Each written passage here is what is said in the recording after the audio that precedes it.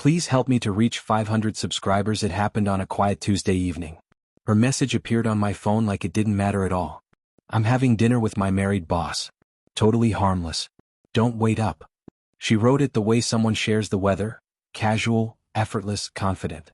As if it was just another detail in a life she believed she controlled completely. I didn't feel angry. I didn't feel scared. I felt clear. I replied with 2 words. Enjoy yourself. That response wasn't surrender. It wasn't approval. It was calculated restraint.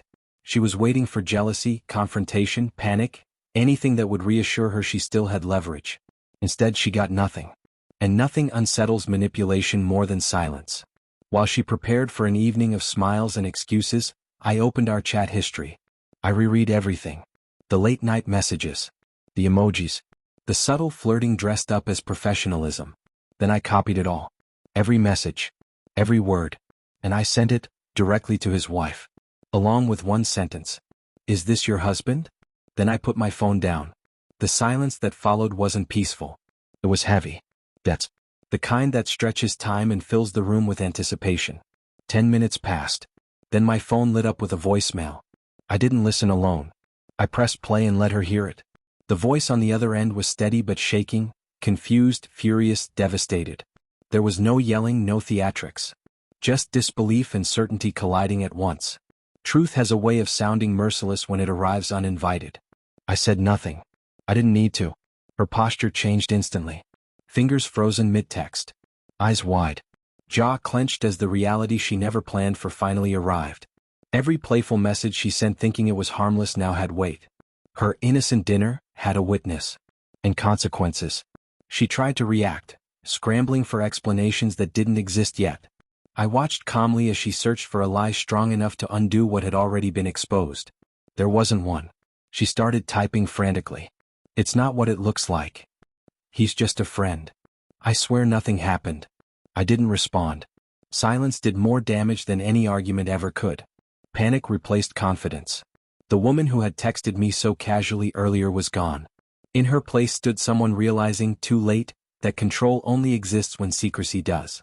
She made call after call, him, me, friends, anyone who could slow the collapse. But the voicemail echoed louder in her mind with every passing second. She hadn't expected this outcome. She had assumed immunity. Assumed I wouldn't act. Assumed patience meant weakness. She was wrong. I stayed composed while everything she'd built unraveled. I didn't interrupt. I didn't comfort. I let truth do what emotion never could. When she finally came home, she looked shaken, avoiding eye contact, hands trembling, words tripping over themselves. She tried to explain.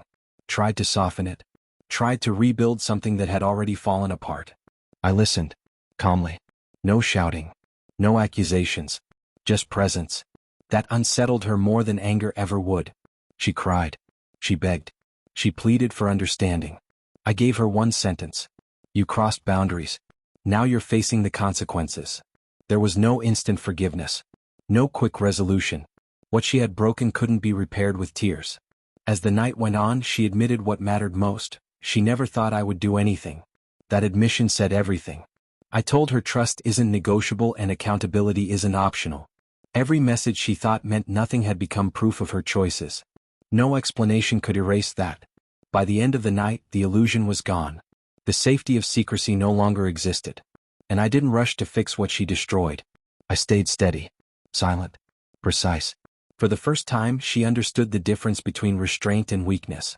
Between calm and inaction. Between patience and passivity. It wasn't my reply that changed everything. It was preparation. Timing. And refusing to react emotionally when decisiveness mattered more. One forwarded conversation.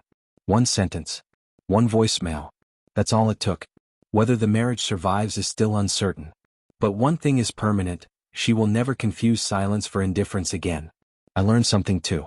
Sometimes the strongest response isn't confrontation. It's clarity. It's precision. And letting consequences speak louder than words ever could.